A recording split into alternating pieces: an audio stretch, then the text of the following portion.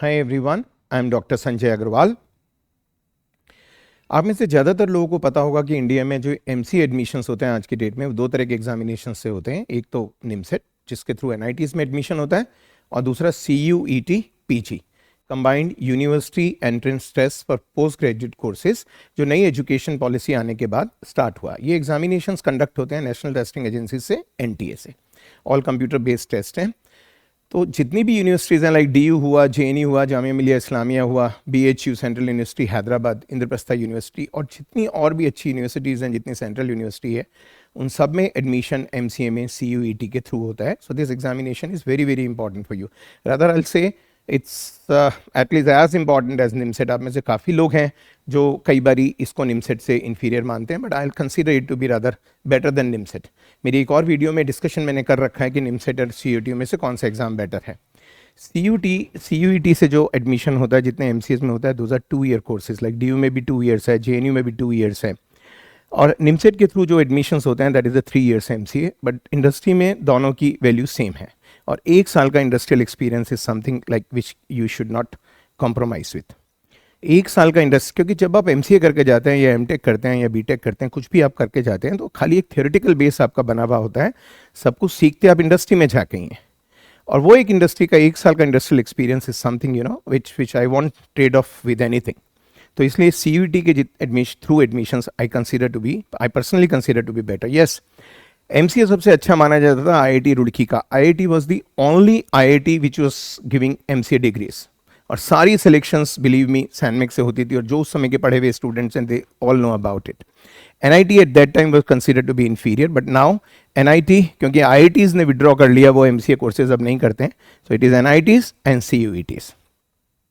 CUET में 2 part paper होता है। अब NIT और निमसेट और CUET को जरा हम कंपेयर करें तो निमसेट में 120 क्वेश्चंस होते हैं to be done in 120 minutes. CUET में 100 क्वेश्चंस होते हैं to be done in 120 minutes. 2 घंटे में 100 क्वेश्चन करने होते हैं। निमसेट में मैथ्स की वेटेज सबसे ज़्यादा होती है, फिर लॉजिक की होती है, तो अलग अलग वेटेज है उसमें। बट CUET में हर क्वेश्चन के मार्क्स सेम है। For correct answer you will get 4 marks, for incorrect answer you will get a penalty of -1 marks. तो that way CUET is more simplified, और जैसे मैंने शुरू में ही बताया, इसके थ्रू जितने भी MCAs में एडमिशन है those are all 2 year courses, but value is the same, they are the post graduate qualification. But NITs में अभी भी 3 साल का कोर्स है, बट कुछ NITs 2 साल के बाद आपको डिप्लोमा दे देते हैं, दे अब 3rd ईयर कंटिन्यू करने में इंटरेस्टेड नहीं है, तो but that want be called MCA। तो आप में से यदि कोई सोच रहा हो कि CUET नहीं देंगे, खाली NIT देंगे, निमसेट ही देंगे, so please rethink your decision. That would be A wrong decision, I'll suggest you, I'll tell you। 1994 से I have been teaching students for MCA entrances, और मैंने ही ये कॉन्सेप्ट इंट्रोड्यूस करा था इंडिया में MCA entrances का, करौल बाग सेंटर से अपने दिल्ली में। And students from all over India used to come to us for this training. Okay, उसके बाद हमने बहुत सारी चीज़ों में डाइवर्सिफाई कर लिया, नेशनल एंड इंटरनेशनल में भी, बट MCA अभी भी फोर फ्रंट पे है सैनमेक्स के लिए, और इसलिए निमसेट भी है एंड CUET भी है। CUET एग्जामिनेशन 2 घंटे का, जैसे आपको बताया गया, 2 पार्ट्स में होता है ये, part A and part B दोनों कंपलसरी है। पार्ट A में 25 क्वेश्चंस होते हैं, पार्ट B में 75 क्वेश्चंस होते हैं। पार्ट A में क्या क्या आता है? लाइक पार्ट A में इंग्लिश आता है, आपका जनरल अवेयरनेस आता है, and logical analytical ability and quantitative aptitude आता है। पार्ट B में आपका सब्जेक्ट स्पेसिफिक होता है, क्योंकि खाली MCA के लिए नहीं होता है CUET, और सारे एडमिशन्स के लिए भी होता है, बट हर कोर्स के लिए अलग अलग एंट्रेंस होता है CUET में। तो जो MCA का स्पेसिफिक है उसमें 75 क्वेश्चंस होते हैं डोमेन स्पेसिफिक, मतलब जो सब्जेक्ट उन्होंने डिसाइड करा MCA एंट्रेंस के लिए NTA ने, उसमें मैथ्स है, उसमें कंप्यूटर्स है, और उसमें क्रिटिकल थिंकिंग भी है। उन्होंने एक और टॉपिक उसमें डाल रखा है, and that topic is called thinking and decision making. ठीक है, थिंकिंग एंड डिसीजन मेकिंग। तो और सारे लोग जो CUET देते हैं और कोर्सेज में एडमिशन्स के लिए, उनके लिए लॉजिक में 10-12 क्वेश्चंस आते हैं, बट हमारे लिए लॉजिक में ज़्यादा क्वेश्चंस आते हैं। पार्ट A में भी हमारे पास लॉजिक के क्वेश्चंस होते हैं, logic and quant. I am using the single word logic for that. It may be quant, it may be analytical reasoning, it may be verbal ability, okay, it may be syllogism, it may be non verbal reasoning, what ever. तो logic के question part A में भी आते हैं जो compulsory है, और part B में भी आते हैं डोमेन स्पेसिफिक में। So the logic again becomes something which is very very important for us for CUET exam also. और जब मैंने NIT के लिए यही क्वेश्चन सॉल्व करे थे 2023 का पेपर और ईयर्स के पेपर, तब भी मैंने बताया था logic is important there also and here also.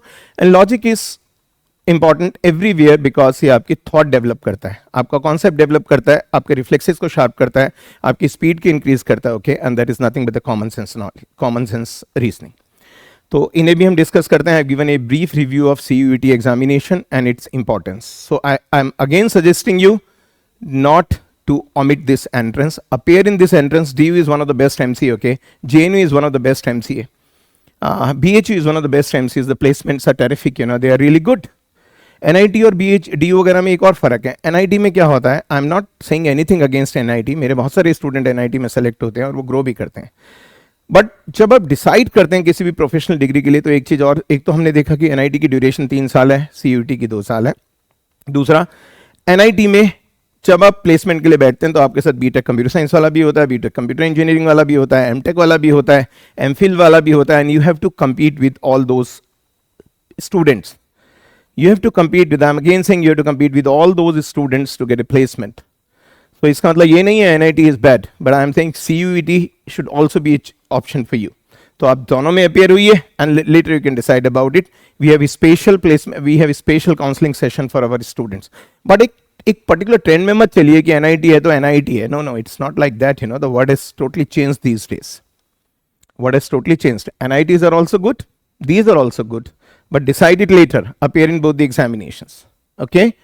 चलिए पहला वाला पार्ट हम इसका करते हैं. पार्ट ए को हम डील कर रहे हैं यहाँ पे, उसका भी logical section, mathematical, quantitative, verbal ability and analytical skills. Okay, उसको हम यहाँ पे डील करेंगे और डिफरेंट पार्ट्स में हमने इन्हें डिस्ट्रीब्यूट कर रखा है. हर पार्ट में 5-5 क्वेश्चन हमने डाले हैं.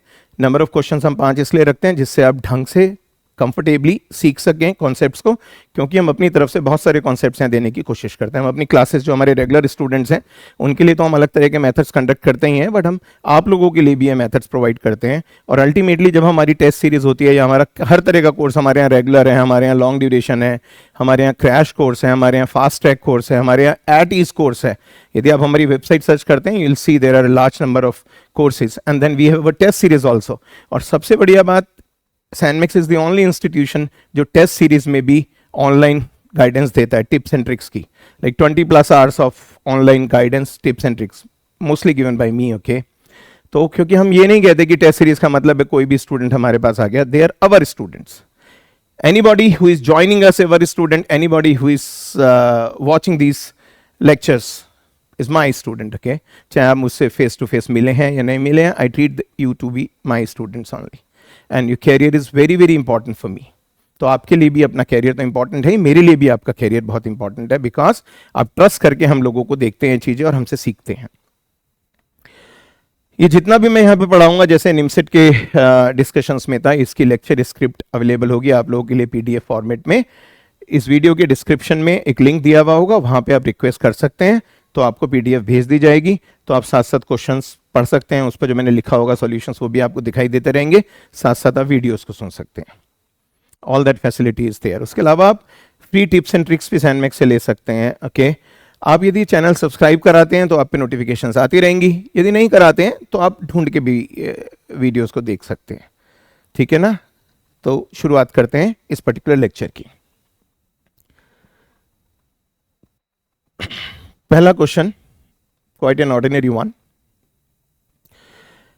लॉजिक में ना कुछ भी आ सकता है. लॉजिक में मेंसुरेशन आ सकता है, ज्योमेट्री आ सकता है, ट्रिग्नोमेट्री आ सकता है, क्वांट वगैरह तो आता ही आता है. So it can be just anything, permutation, combination, even probability they include in logic sometimes. So it can be just anything. You know, हमें से ज्यादा लोग सोचते हैं mensuration, rhombus, triangles, spheres, cones, that should be a part of mathematics. No, that's a part of mensuration and mensuration is very well there in quantitative aptitude. Syllogism, life, logic of life, that is also there in logic. तो इसलिए बहुत सारे maths के question भी logical approach से solve करते हैं हम लोग, और वो आप यहाँ भी सीख सकते हैं. ए triangle can have, you know the triangle, 3-sided figure. Okay, you all know about triangle. This is the triangle. This is the triangle. अब ये कह रहा है ट्राइंगल में क्या हो सकता है, सारे एक्यूट एंगल हो सकते हैं. Acute angle means angle less than 90, obtuse means angle more than 90, right angle means exactly 90. Second choice, two obtuse angle, यदि दो 90 से ज्यादा एंगल हो गए तो सम उन दोनों का सम ही 180 डिग्री से ज्यादा हो जाएगा. बट जबकि ट्राइंगल के तीनों इंटीरियर एंगल्स का सम 180 डिग्री होता है तो ऑब्ट्यूस तो हो नहीं सकता. दो राइट एंगल भी नहीं हो सकते क्योंकि तीसरा एंगल कुछ ना कुछ तो होगा ना, जीरो तो होगा नहीं. ट्राइंगल का मतलब ये तीनों एंगल नॉन जीरो है, okay.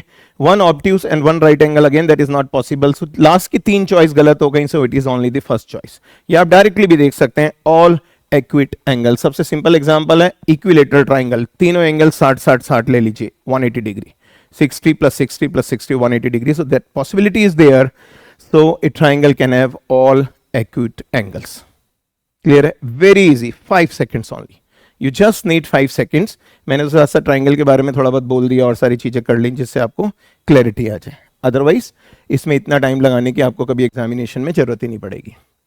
Then comes second question. आपको 5 नंबर्स दिए हुए हैं जिनमें एक अननोन है 18, 19, x, 25, 26, इनका मीन है 21। मीन मीन्स अर्थमेटिक मीन, आप एवरेज भी कह सकते हैं। तो इसका मतलब हुआ क्या है, आप एवरेज या मीन का मतलब क्या होता है, sum of observations upon number of observations. आपने इन सबको ऐड करा, कितनी एंट्रीज हैं, 5 एंट्रीज हैं, दिस इज 26, 5 एंट्रीज हैं, 5 से डिवाइड करा and that is coming out to be 21। ये हमें गिवन है और हमें मीन निकालना है इनका, तो इनको भी हम लिख लेते हैं 5 + 11 + 13 + 19 + 3 इंटू एक्स, एक्स की वैल्यू हम इधर से निकाल लेंगे, -1/5, that is what we want to find out. Quite an easy problem, okay, basics of statistics है। तो इन तीनों, इन सबको आप ऐड कीजिए, आप देख सकते हैं ऐड करके क्या आ जाएगा, ओके। आप इसे सिंप्लीफाई कर लीजिए, 25 और 25 50 और 1 51, 51 और 9 60, 60 और 10 70, 70 और 1 70 और 10 80, 80 और 8 88, सो 88 + x इज इक्वल टू 5 × 5, 5 दूनी 10, तो x is equal to 105 - 88, and 105 - 88, you know 105 - 88 is equal to what? That is coming out to be 17. 8 2 10 5 15 5 1 हासिल, 8 9 10 0 1। सो Hindi English hardly matters, but what I always suggest, आप हिंदी में भी सीखिए लेकिन साथ ही साथ इंग्लिश में भी सीखिए, क्योंकि ग्लोबल लेवल पे आपको जॉब करनी है। You want to go to US और टू ऑस्ट्रेलिया और टू न्यूजीलैंड और to UK, your language should also be good, you know, that always gives you confidence. English सीखना या इंग्लिश बोलना या इंग्लिश समझने का मतलब ये नहीं है हम अपनी मातृभाषा या हिंदी को हम डाउन कर रहे हैं। हिंदी तो है ही हमारी जान, कह लीजिए, हिंदी तो है ही है, बट साथ ही साथ हम एक और लैंग्वेज जो ग्लोबल लैंग्वेज है उसमें भी हम एक्सपर्टीज ले आएँ या कम से कम हम कंफर्टेबल भी हो जाएं, सो इट इज़ ऑलवेज गुड। तो वही अप्रोच हम रखते हैं, I speak in Hindi, I also speak in English, जितना हिंदी में बोलता हूँ उतना इंग्लिश में, जितना इंग्लिश में उतना हिंदी में, so that you are comfortable with this. इस एक्स की वैल्यू को आप यहाँ पे पुट कर दीजिए, तो आ जाएगा 5 + 11 + 13 + 9 + 3 इंटू 17 -1/5, ओके। यहाँ ब्रैकेट कर लेते हैं, आप इसे सिंप्लीफाई कर लीजिए and your answer will come out to be 19.6। So this is the answer, so 19.6 is the answer. Not a tough problem, okay. Again it was ordinary. तो उन सब का मीन 25 था, आपको उन नंबर्स का मीन निकालना था। Next example, find a simple discount equivalent two successive discounts of 10%, 20% and 25%। इस तरह की प्रॉब्लम बहुत इंपॉर्टेंट है और स्टूडेंट इसमें गलती करते हैं कई बार। क्या होता है, आप शॉप पे गए, वो कहते हैं आपको हम 10% डिस्काउंट देंगे, फिर 20% डिस्काउंट देंगे, तो लोग समझते हैं 30% डिस्काउंट मिल रहा है, बट वो 30% नहीं होता है। तो इसी तरह यहाँ 10% दे रहे हैं, 20% दे रहे हैं और 25% दे रहे हैं, इसका मतलब 55% डिस्काउंट दे रहे हैं, ये सोचना गलत है। पहले वो 10% डिस्काउंट देंगे, फिर जो कीमत बनेगी उस पर 20% डिस्काउंट देंगे, फिर जो कीमत बनेगी उस पर 25% डिस्काउंट देंगे। तो इसका शॉर्टकट भी है, डायरेक्ट फॉर्मूला भी है, you can do it with the help of formula also, so I'll solve it using 2 or 3 methods, you know, जो भी आपको कंफर्टेबल लगे या जिससे भी आपकी स्पीड अच्छी बन सके और जिसको भी आप अच्छी तरीके से याद रख सकें। क्लियर हो गया। एक तो स्टैंडर्ड फॉर्मूला होता है शॉर्टकट का, कभी भी कितने भी डिस्काउंट्स हों, आप 100 लिखिए यहाँ पे, 100 माइनस 100 में से पहला डिस्काउंट लेस, 100 में से दूसरा डिस्काउंट लेस, 100 में से तीसरा डिस्काउंट लेस, ओके, अपॉन जितने फैक्टर हैं उतना 10 क्यूब, आपका 100 100 100 आ रहा है, डिवाइड बाई 100 इंटू 100 100 क्यूब और साथ में इंटू 100%। ये आपका फॉर्मूला हो गया। ये आप डायरेक्टली इसे कर सकते हैं 100 माइनस, पहले में आ गया 90, फिर आ गया आपका 80, फिर आपका आ गया 75, और जितने 1 2 3 है तो 1 2 3 4 जीरोस नीचे आ जाएंगे आपके पास, ठीक है ना। 100 इंटू 100 इंटू 100, और 100 से 100 इंटू 100 इंटू 100, 100 इसका, 100 इसका, 100 इसका, 100 इंटू 100 इंटू 100, और 100 इससे कैंसिल हो गया तो 100 इंटू 100। आप इसे सिंप्लीफाई कर लीजिए, you will get your answer, that is the shortcut, direct formula है। इसी तरह आपके 4 हो तो आप 4 चले जाइए, तो 5 हो तो 5 में बस यही फॉर्मूला लगाते चले जाइएगा। क्लियर हो गया? जितने फैक्टर्स हैं उतना क्यूब हो जाएगा। बेसिकली मैं इसे क्लीन करके लिख देता हूं, बट इससे भी बेटर मेथड मैं अभी आपको दूंगा, मतलब मैं उसे मेथड को बेटर मानता हूं जिसमें कम रटना पड़े, क्योंकि ऐसे तो बुक्स के लिए तो शॉर्टकट ठीक है कि आप एक्साइटेड फील करते हैं, टीचर आपको शॉर्टकट बता दे, बुक आपको शॉर्टकट बता दे, बट आपको शॉर्टकट याद तो आपने रखने हैं ना, और एग्जामिनेशन में रिट्रीव भी आपने करने हैं। तो कैसे सारा मैथमेटिक्स, सारा कंप्यूटर्स और सारे लॉजिक के शॉर्टकट्स आप यूज़ कर पाएंगे? तो इसलिए ज़्यादा कोशिश कीजिए कॉमन सेंस डेवलप करने की, या इस तरीके से कि कोशिश कि आपके क्वेश्चंस डायरेक्टली आंसर हो सिंपल कैलकुलेशंस के साथ। बहुत सारे शॉर्टकट्स के चक्कर में भी नहीं पढ़ना चाहिए। करते हुए तो बहुत अच्छे लगते हैं, बट एग्जामिनेशन में याद आने में थोड़ी सी दिक्कत रहती है। ओके, बट फिर भी मैंने आपको ये मेथड दे दिया है यहाँ पे। अब हम सिंपल वे में कर लेते हैं। Let price be 100 rupees. हमने माना प्राइस 100 रुपीज है। P1 प्राइस है 10% के डिस्काउंट के बाद। यदि 100 पे 10% का डिस्काउंट मिला तो 10 रुपए का डिस्काउंट हो गया। P1 कितना हो गया? 90 रुपीज। ठीक है ना। आप इसको निकाल भी सकते थे, कैसे निकालेंगे? आप 10% का डिस्काउंट है, मतलब 90% की कीमत आप ले रहे हैं इंटू 100, ऐसे करा है आपने बेसिकली। बट मेरे ख्याल से इतना तो जरूरत नहीं होना चाहिए, हम डायरेक्टली भी अब इसे कर ही सकते हैं। और P2 प्राइस है इसका, जब हमने 90 के ऊपर 20% का डिस्काउंट दे दिया। P है ओरिजिनल प्राइस, ले दी ओरिजिनल प्राइस भी 100। सबसे पहले 10% का डिस्काउंट ऑफर करा तो प्राइस आ गया P1 which is 90 rupees. P2 90 पे 20% का डिस्काउंट लगाया मैंने। 20% का डिस्काउंट लगाया मतलब 80% ऑफ 90 मैंने ले लिया। ठीक है, ये गया यहां से, ये गया यहां से, 9 8 72। तो इसका मतलब सेकेंड डिस्काउंट के बाद कीमत आई है 72 रुपीज। तो आप बेसिकली खुद ही देखिए 100 और 72 मतलब 28% का डिस्काउंट है, जबकि कई बार शॉपकीपर हमें ये इंप्रेशन देता है जैसे 30% का डिस्काउंट मिल रहा है। 30 नहीं मिल रहा, 28% मिल रहा है। और ये भी कैलकुलेशन आपको क्लियर ही होगी मेरे ख्याल से, बट फिर भी मैं कर दूं। 100 में से 20 गया, 20% डिस्काउंट, ये वाला 100 में से 20 गया अपॉन 100 इंटू 90, ये था ये। आई नो कि आपको आते हैं ये सारे methods, but I am just revising it with you. अब P3 है 72 के ऊपर उसने 25% डिस्काउंट दे दिया। 25% डिस्काउंट दे दिया मतलब इफेक्टिवली कितना लिया? 75%। 75 upon 100 into 72 which comes out to be 54। यहां आ गया 25 3 75, 25 चौक 100 और 4 एकम 4, 8 चौक 32, 8 16 8 24 4, 3 एकम 3 54 रुपीज। तो इसका मतलब जो 100 रुपए का आइटम था वो फाइनली वो 54 रुपए में बेच रहा है। तो इसका मतलब जो इफेक्टिव डिस्काउंट है उसका इफेक्टिव डिस्काउंट कितना हो गया? 46%। सो effective discount is 46 rupees and 46 rupees of 100 rupees is कितना percent? 46%। So it'll come out to be 46%. Okay, तो आप देखिए ये ज्यादा इजी पड़ता है, ये भी इजी है, नॉट एन इश्यू। यदि आप याद रख सकते हैं, आपको लगता है कि आप सारे शॉर्टकट्स याद कर सकते हैं, तो कोई दिक्कत ही नहीं है किसी भी तरीके की, तब तो आपको कर ही लेने चाहिए। बट यदि आपको जरा सा भी डाउट होता है, आप खाली शौक के लिए नहीं कर रहे ना, that every single second is important there, every single question is important there. मैं क्लियर करके लिख रहा हूं जिससे कि आप जब स्क्रिप्ट पढ़ें तो आपको ये सारी चीजें दिखाई देती रहे। ये आ गया 46% का डिस्काउंट इफेक्टिवली। एक और मैं मेथड कराता हूं, दैट इज माय मेथड। यहां पे मैं मार्क कर लेता हूं, रेशियो एंड प्रोपोर्शन के हिसाब से मैं उसे कर लेता हूं। ओके, कैसे करते हैं रेशियो एंड प्रोपोर्शन? ये आप समझो, ये आपका इनिशियल प्राइस है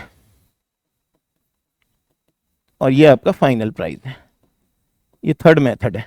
ये मेथड 1 हो गया, ये मेथड 2 हो गया और ये मेथड 3 हो गया। कई तरीके से कराने का पर्पस ये है कि जिससे आप कंफर्टेबल फील करें, ठीक है ना, because that is very important.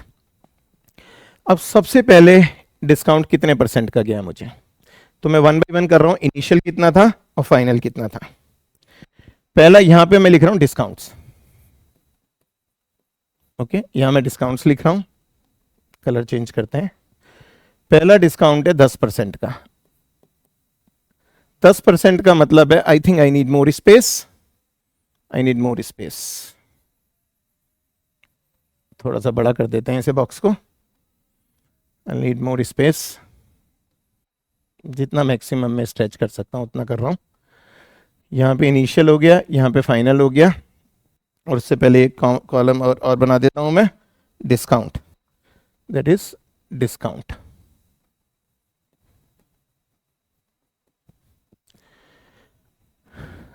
अब आपने सबसे पहला डिस्काउंट है 10% का। 10% का मतलब है 1/10। 1/10 का मतलब आप ये मानिए इनिशियल यदि प्राइस 10 था तो फाइनली 9 है 10% के डिस्काउंट के बाद। 10% इज 10/100, 10/100 मीन्स 1/10। 1/10 में आप 10 इनिशियल मानिए, 1 रुपए का डिस्काउंट मिला, 9 का फाइनल प्राइस है, प्राइसिंग है। दूसरा डिस्काउंट है 20%। 20% का मतलब है 20/100 मीन्स 1/5। इनिशियल प्राइस 5 का, फाइनल 4 का। फिर डिस्काउंट है 25%।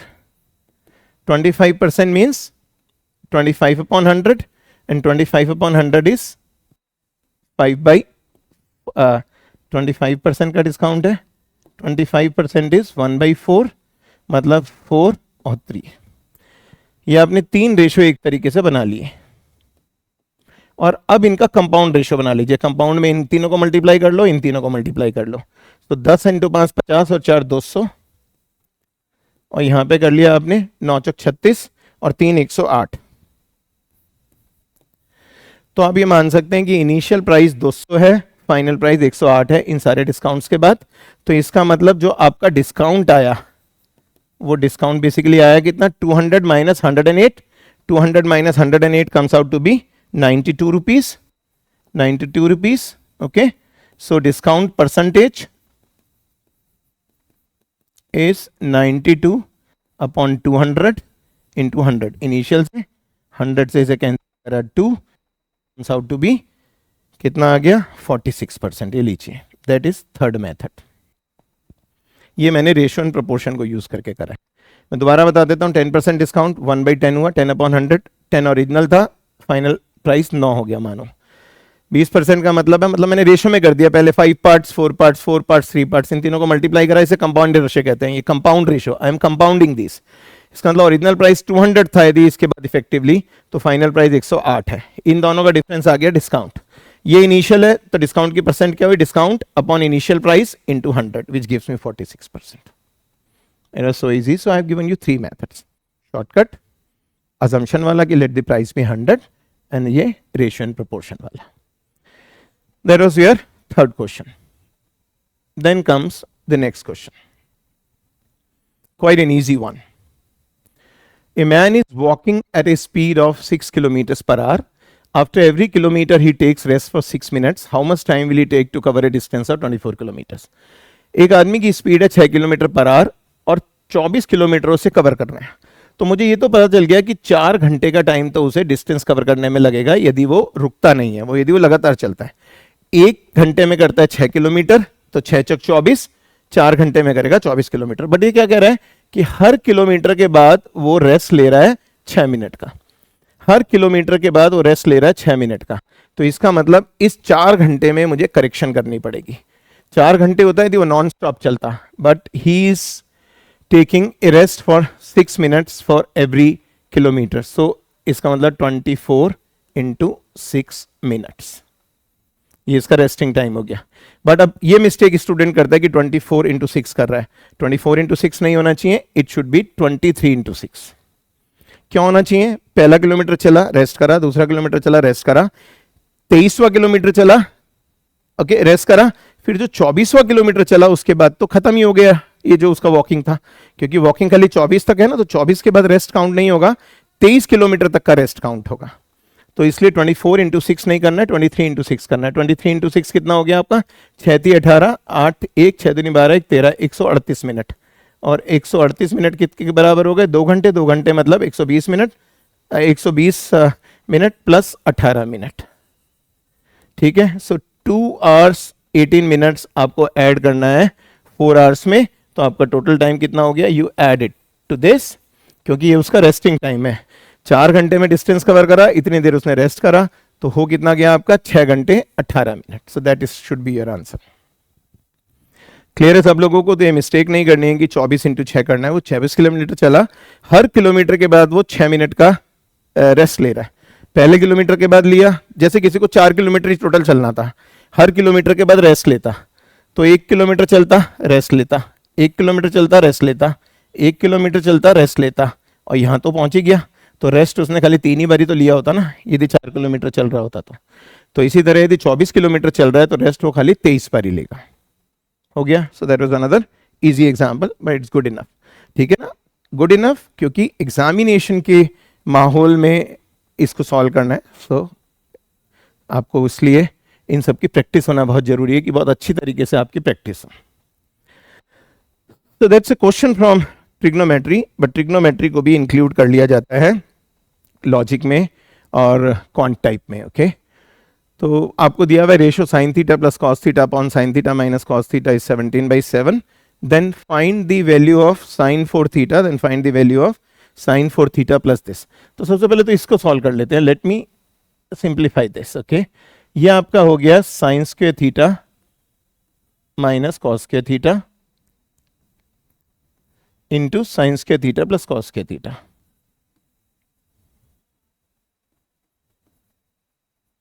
And what is sin square theta plus cos square theta? That is 1. So it comes out to be sin square theta minus cos square theta. तो ये हमें निकालना है खाली, ठीक है ना। a square minus B square का फॉर्मूला होता है ना, a minus B into A plus B. तो sine square theta minus cos square theta into sine square theta plus cos square theta, but sin square theta plus cos square theta is 1. Everybody knows about this. So this is 1. So I'm just left with this. तो ये आपको निकालना है, तो निकालेंगे अभी। अब हम इस पे ऑपरेट करते हैं, ठीक है। तो आप सबको एक रूल पता होगा शायद, C&D रूल कहते हैं सिंपल लैंग्वेज में, C&D रूल, और इसी को हम कॉम्पोनेंडो एंड डिविडेंडो रूल भी कहते हैं। Componendo and dividendo rule.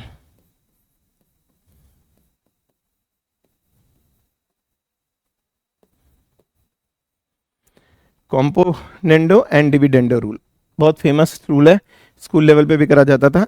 इसका मतलब क्या है कि यदि P अपॉन Q बराबर है A बाई बी के, तो आप कुछ भी कर सकते हो। आप इसे लिख सकते हो P plus Q upon P minus Q is equal to A plus B upon A minus B, और even if you want you can write P minus Q upon P plus Q is equal to A minus B upon A plus B। और भी बहुत सारे formats हैं। तो जब भी इस तरीके का रेशियो टाइप का होता है तो हम कॉम्पोनेंडो एंड डिविडेंडो रूल को यूज करने की कोशिश करते हैं। वो हमारे कॉन्सेप्ट, हमारे एक्सप्रेशन को सिंप्लीफाई कर देता है। That simplification is important for us. Okay, तो उसी रूल को हम यहाँ पे अप्लाई कर रहे हैं, केयरफुली सीखिएगा। तो इसे हमने लिखा है sine theta plus cos theta plus sine theta minus cos theta upon sine theta plus cos theta minus sine theta minus cos theta is equal to 17 plus 7 upon 17 minus 7। ये वाला रूल यूज करा, componendo and dividendo. It can be applied to any ratio, any ratio you are having you can apply to it. तो आपने देखा यहाँ cos से cos cancel हो गया और यहाँ साइन से साइन कैंसिल हो गया, तो ये आपका आ गया, it implies 2 sine theta upon 2 cos theta. 17 और 7 कितना हो गया? 24, और 17 में से 7 गया 10, तो आप 2 से कैंसिल कर दीजिए, 12/5 आ गया। तो ये आइडेंटिटी आपके पास आ गई, 2 से 2 कैंसिल हो गया।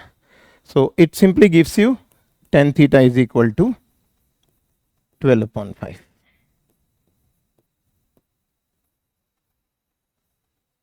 ठीक है, 12/5। कहीं कोई कंफ्यूजन किसी को? सो ये tan theta is coming out to be 12/5। अभी थोड़ा सा हम चॉइसेस और यूज कर लेते हैं। देखो, अब ये आपका साइंस के थीटा माइनस कॉस के theta is same as minus cos के theta. I shall use the eraser. तो थोड़ा सा और मैथमेटिक्स आपको याद रखना पड़ेगा, specially trigonometry. Minus of cos के थीटा माइनस साइंस के थीटा, एंड कॉस के थीटा माइनस साइंस के थीटा होता है माइनस कॉस 2 थीटा। तो बेसिकली आपने ये निकालना है, माइनस कॉस 2 थीटा। और आप में से सब लोग जानते होंगे साइन की वैल्यू -1 से 1 के बीच में लाई करती है, और कॉस की वैल्यू भी -1 से 1 के बीच में लाई करती है। और जो एक्सप्रेशन हमें निकालना है वो कॉस है। इसका मतलब मेरा जो आंसर है वो -1 से 1 के बीच में कहीं लाई करना चाहिए। ओके, और माइनस की कोई आंसर मैंने दे ही नहीं रखा। इसका मतलब मेरा आंसर पॉजिटिव होना चाहिए और 1 से छोटा होना चाहिए। 1 से छोटा होना चाहिए, इसका मतलब ये चॉइस गलत और ये चॉइस गलत। दो चॉइस तो वैसे ही गलत हो गई मेरी, पहली और दूसरी। साइन की वैल्यू या कॉस की वैल्यू कभी भी 1 से बड़ी नहीं हो सकती। पहली चॉइस भी 1 से बड़ी है, दूसरी चॉइस भी 1 से बड़ी है। पहली दो चॉइस चली गई, अब बची थर्ड एंड फोर्थ। एलिमिनेशन हमें क्या एडवांटेज देता है कि सपोज हम नहीं एग्जाम में क्वेश्चन सॉल्व कर पा रहे, बट हमने कॉमन सेंस से या किसी भी तरीके से हम कंफर्म है कि 4 में से 2 चॉइसेस सही नहीं हो सकती, तो खाली 2 चॉइसेस हमारे पास बचती हैं, then we must go for guessing. क्योंकि यदि हम नहीं सॉल्व कर पा रहे हैं तो then we must go for guessing, because we have 50% chances that we will be right. But कभी भी चारों चॉइस पे गेसिंग नहीं करते हैं। रिसर्च ने शो करा है कि जब आप वाइल्ड गेसिंग करते हैं तो हमेशा आपको नुकसान होता है। बड़ा यदि 4 में से 2 चॉइस आपने एलिमिनेट कर दी तो you have very good chances कि आपका गैस 50% चांस है कि आपकी गैसिंग सही हो जाएगी। So in that case you should take a chance. But हम तो खैर सॉल्व कर ही लेंगे इसे, और आप तो सीख ही रहे हैं। तो आपने देखा कि पहली 2 चॉइसेस खत्म हो गई। Now I have to decide between third and fourth, और मुझे निकालना है माइनस कॉस 2 थीटा। थोड़ा सा और मैथमेटिक्स हम यूज करें तो कॉस 2 थीटा होता है 1 minus ten square theta upon 1 plus ten square theta. Basic formulas हैं जो हम स्कूल लेवल पे भी सीखते थे। इसका मतलब माइनस कॉस 2 थीटा हमारा हो गया ten square theta -1 upon tan square theta +1। ठीक है, थोड़े बहुत फॉर्मूले तो याद रखने ही पड़ेंगे हमें। Tan square theta -1 upon tan square theta +1। तो this is the thing which we want to calculate. अब यहां से 10 की वैल्यू उठा के आप पुट कीजिए एंड गेट योर आंसर। ठीक है, कहीं भी कोई कंफ्यूजन किसी को? पुट करके देख लेते हैं, पुट करके देख लेते हैं। So is equal to 144 upon 25, मैं स्क्वायर करता जा रहा हूं साथ साथ, -1 अपॉन 144 अपॉन 25 +1। वो मेरे ख्याल से तो बहुत ही क्लियर हो जाना चाहिए। 144 माइनस 25, अब जब एलसीएम लेते हैं तो ये आपका बन जाएगा, मैं इस तरफ कर देता हूँ, I am doing it here. So that is 144 minus 25 upon 144 plus 25। तो ऊपर वाला मेरा हो गया 119 और ऊपर वाला नीचे वाला हो गया 169। So obviously this is the answer, 119 upon 169। तो हमने सिंपल कॉन्सेप्ट यूज करा, कॉम्पोनेंडो एंड डिविडेंडो वाला रूल यूज करा, जिसकी हेल्प से हम इस क्वेश्चन को आराम से सिंप्लीफाई कर पाए। बट यदि और आप सीखना चाहते हैं, that is something extra, because trigonometry mathematics में भी काम आता है। ओके, हम मैथमेटिक्स में भी ये सब चीजें सिखाएंगे। बट यदि आप और भी किसी तरीके से करना चाहते हैं तो देखिए एक और मेथड मैं यहाँ पे समझा देता हूँ आपको। I should use this. मैं इन सबको मार्किंग कर देता हूँ कि ठीक है, यहाँ तक मेरा क्वेश्चन हो गया answer, this was being answered bye me 119। But suppose इधर से मुझे कुछ और करना है, टेन थीटा इज 12/5। आपको याद होगा बेसिक जो रेशियोज होते थे, एक राइट एंगल ट्राइंगल हम लोग बनाया करते थे। ये 90 डिग्री है, ये एंगल थीटा है, इसे हम परपेंडिकुलर कहते हैं, इसे हम बेस कहते हैं, इसे हम हाइपोटेन्यूज कहते हैं। और 10 क्या होता है आपको पता होगा, साइन होता है परपेंडिकुलर अपॉन हाइपोटेन्यूज, कॉस होता है बेस अपॉन हाइपोटेन्यूज, और 10 होता है परपेंडिकुलर अपॉन बेस। तो हम यहाँ पे 12 रखते हैं, यहाँ पे 5 रखते हैं, पाइथागोरस थ्योरम से हम इसे कैलकुलेट कर लेते हैं। बट कई बार स्टूडेंट को कंफ्यूजन हो जाता है कि साइन क्या है। कंफ्यूजन होना नहीं चाहिए, बट जैसे कि मैंने कहा इतनी सारी चीज़ें याद रखने के लिए, तो उसके लिए भी बहुत सारे तरीके से हम we normally give some linkage और some hints to the students कि कैसे वो उस चीज़ को याद रखें। वही मैं आप लोगों को बता रहा हूँ।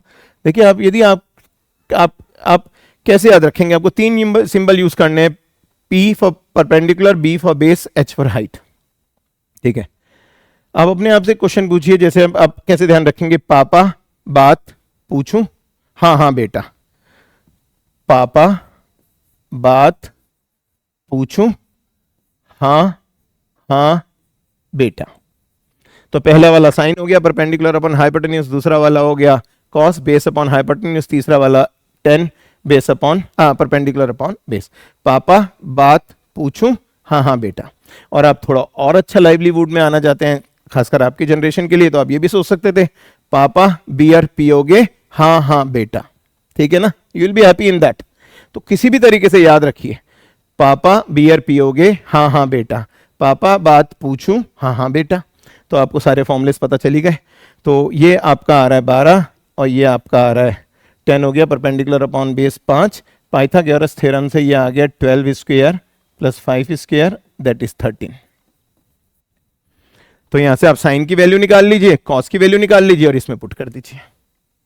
साइन और कॉस की वैल्यू निकाल के यहां पे पुट कर दीजिए, you'll get your answer. So there are so many ways of doing the things, but I personally prefer elimination of choices. और ये जैसे 119 अपॉन 169, तो मुझे यहीं पता चल गया था, जैसे 10 3 12 आया, मुझे पता है 12 को मैं स्क्वायर करूंगा 144 आएगा, ये 25 आएगा, और 144 प्लस 25 169, 144 माइनस 25 119, तो मुझे पता चल गया था आंसर ये है, ये नहीं है। बहुत इजीली 2/3 हो ही नहीं सकता, इसका मतलब आंसर ये होगा। ठीक है ना, तो टिल दी एंड कैलकुलेशंस करने की जरूरत नहीं होती है एंट्रेंस एग्जामिनेशन में, because nobody is looking at what you are writing. जब हम बोर्ड एग्जाम देते हैं, जब तो आपका मेथड देखा जाता है, आपके मेथड के मार्क्स होते हैं, 12th के बाद 10th के बाद आपके मेथड के मार्क्स होते हैं, बट एंट्रेंसेज में ऑब्जेक्टिव पेपर्स में nobody is looking at what you are writing, nobody is looking at how you are solving, nobody is looking at whether you are solving or not solving, or you're just answering without solving. Nobody knows it, so take advantage of it.